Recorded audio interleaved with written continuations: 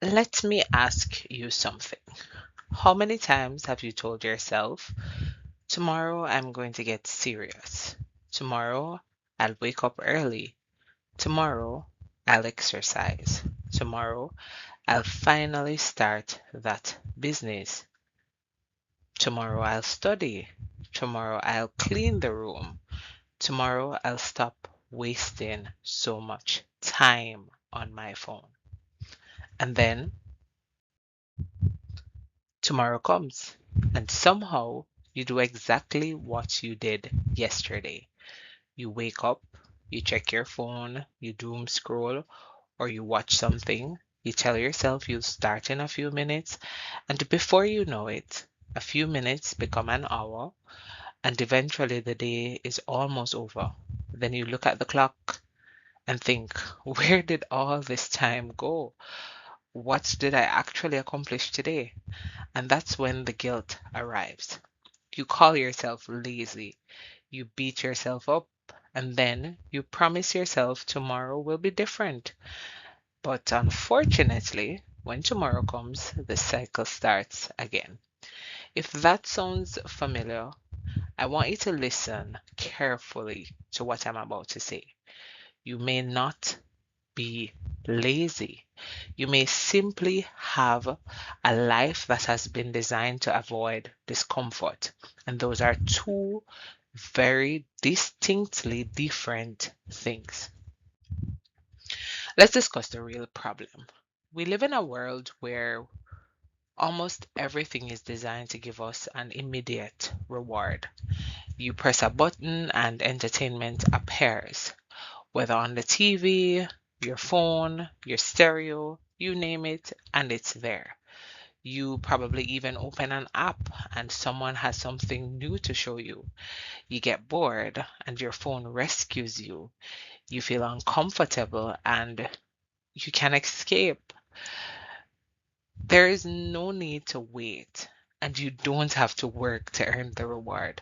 And because of that, your brain starts learning something dangerous. Why would I work for something later when I can feel good right now? And that's the battle.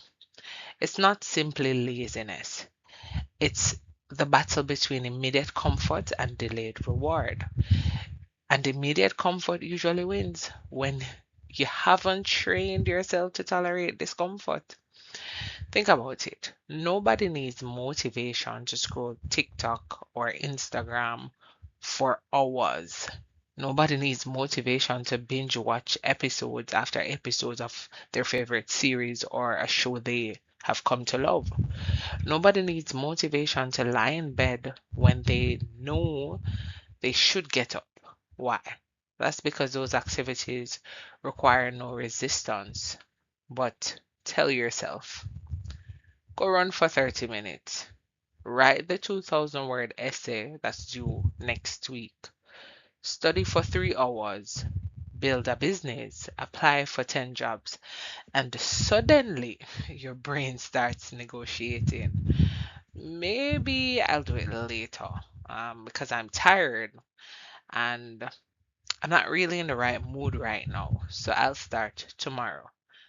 And here's the dangerous part. The more often you obey these voices, the stronger it becomes.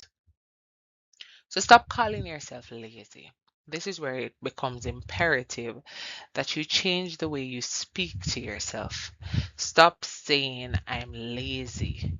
Because when you repeatedly tell yourself you're lazy, eventually you stop describing a behavior and you start defining your identity. I'm just a lazy person.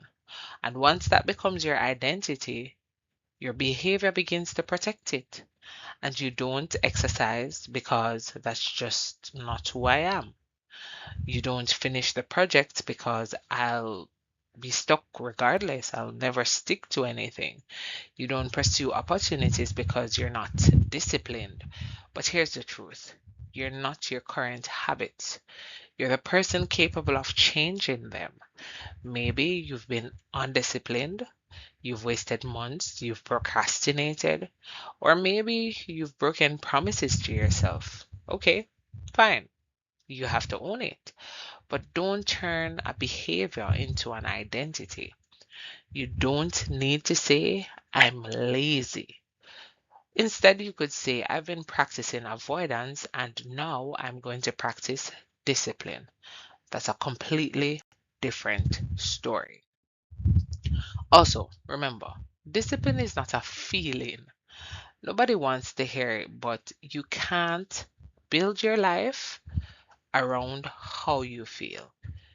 Again, I say you cannot build your life around how you feel because your feelings change constantly.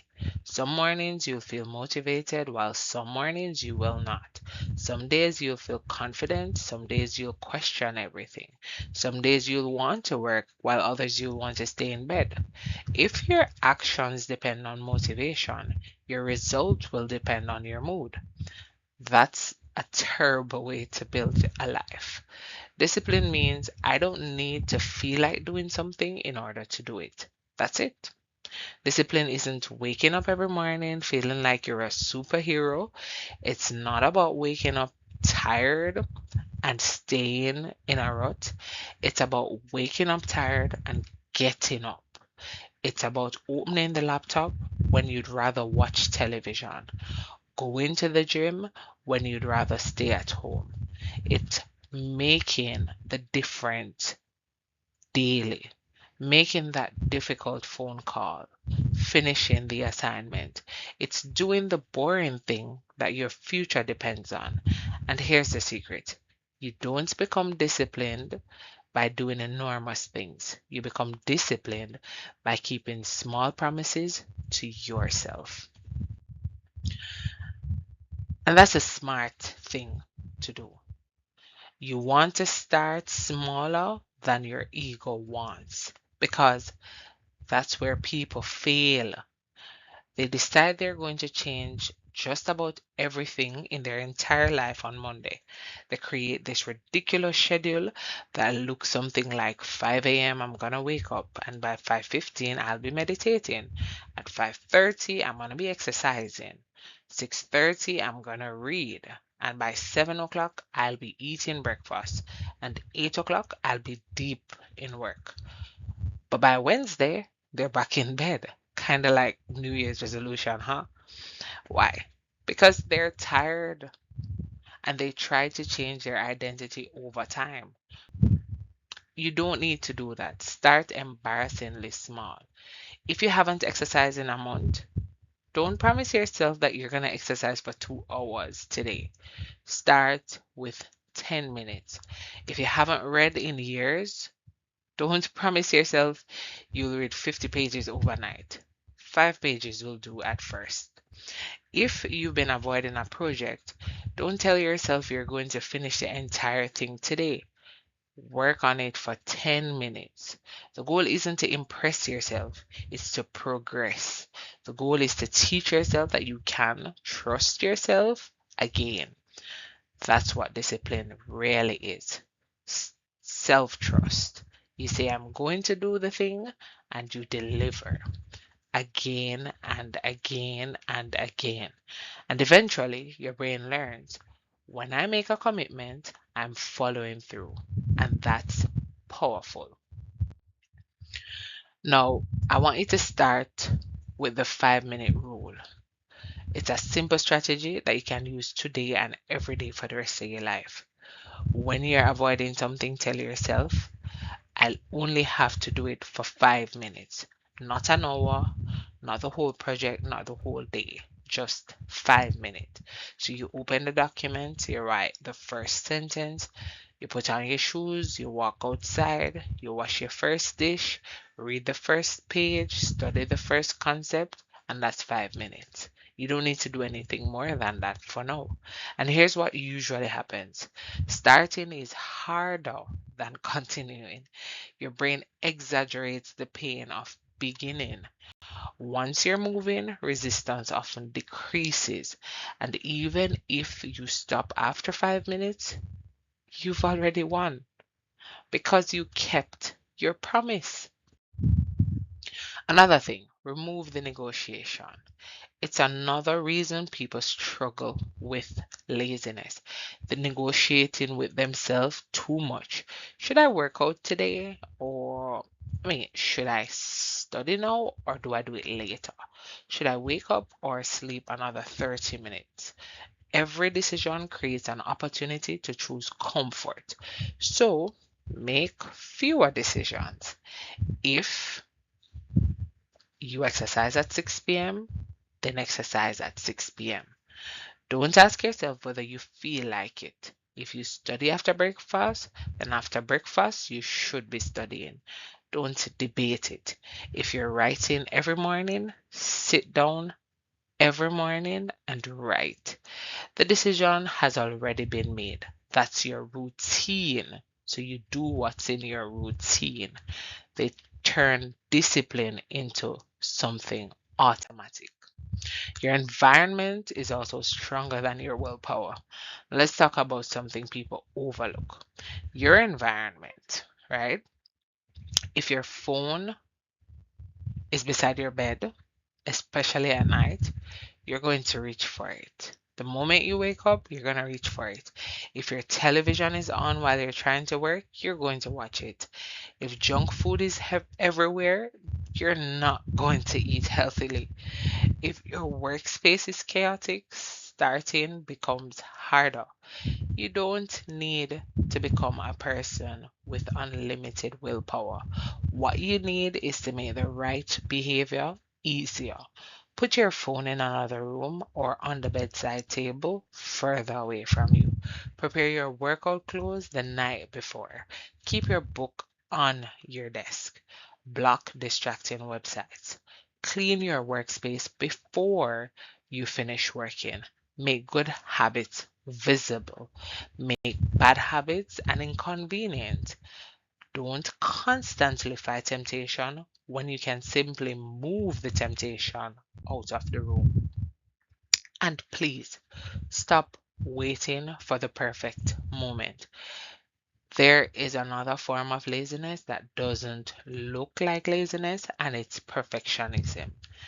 You say, I'll start when I have more time, or I'll start when I have more money, or I'll start when I know exactly what I'm doing, or I'll start when I feel more confident. But sometimes I'm waiting for the right time means I'm afraid to start badly. Listen, your first attempt at anything is not supposed to be great. It is supposed to be bad. Your first video might be awkward. Your first business idea might fail. Your first workout might be terrible. Your first chapter of the book might be poorly written. And your first presentation might make you nervous. And that's fine. You don't have to become good before you begin. You become good because you began.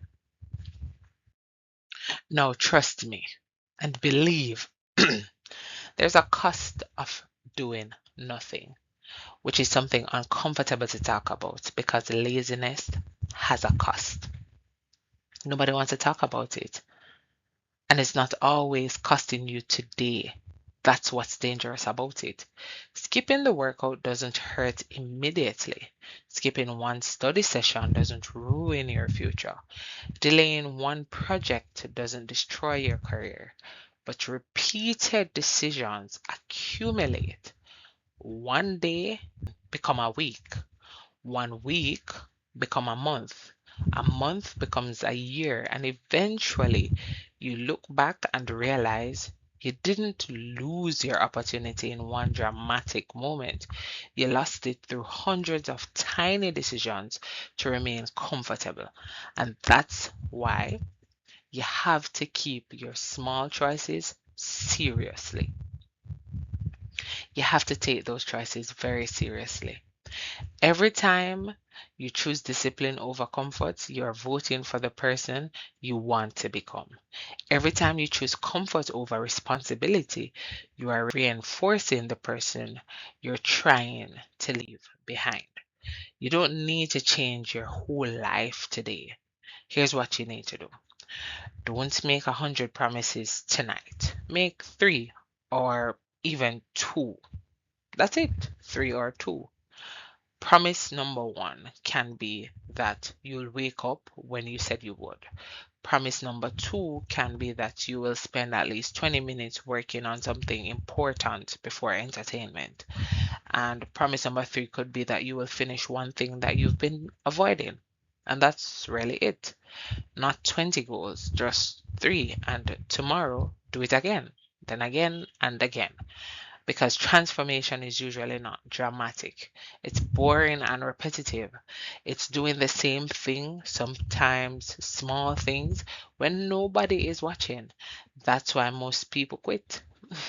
They want transformation to feel exciting, but real transformation often feels just ordinary. Because the people who do it at some point, you have to stop asking, how do I become motivated? You start asking, what would a disciplined version of me look like? And that's kind of boring, but it's okay. You want to know what that person looks like right now, not tomorrow, not next month or next year, right now. You want to know whether that person would scroll for another hour? They wouldn't. Whether that person would keep making more excuses? They wouldn't. Whether that person would wait until they feel motivated to start? Nope, they won't. They would start now.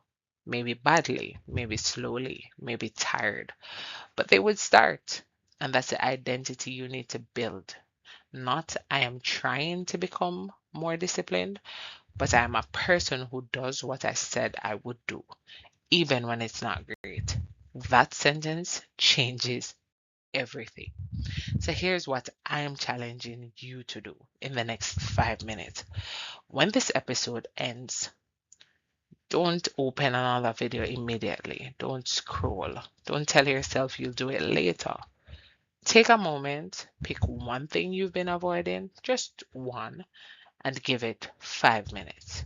Whether it's studying, cleaning, writing, exercising, planning, building, give it 5 minutes. Because maybe your problem isn't that you don't know what to do. Maybe you've known exactly what to do for the longest time. You just haven't done it. So stop waiting for motivation. Stop waiting for Monday or the perfect plan. Stop waiting to feel ready. Start before you feel ready, as a matter of fact. Start while you're tired. Start while you're afraid. Start while you're uncertain. Start badly. Start small. But ensure you accomplish the most important part of it, which is to start. Because every time you keep a promise to yourself, you become a little stronger. Every time you resist the easy option, you become a little bit more disciplined. Every time you choose your future over your comfort, you become a little more dangerous to the life you used to live. So don't ask yourself, how do I stop being lazy? Right? Ask yourself, what's the smallest disciplined action I can take right now? And then you take it. 5 minutes, one decision, one promise, one action, and then do it again tomorrow.